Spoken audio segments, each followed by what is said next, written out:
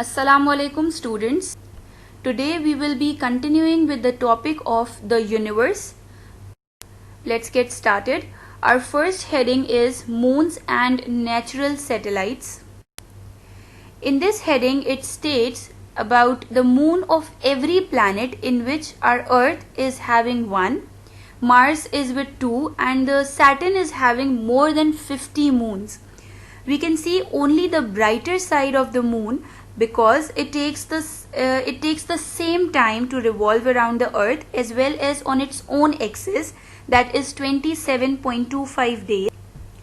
As humans succeeded in reaching to the surface of the moon, now their next goal is reaching Mars, and in this task Americans has successfully landed their 2 spacecrafts that were Viking 1 and 2 and Pathfinder, but this happened after the continuous efforts of 20 years. Our next heading is day and night, and in this heading it states that the rotation cycle of day and night depends upon the revolving of the planets.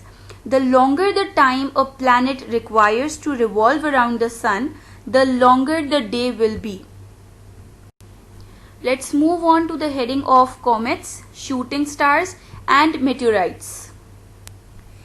Comets is an object made up of 3 things. Those are dust, ice and gas, and they can take about 3.5 to 10,000 years to complete their movement. The shooting stars are those which we denote as broken stars.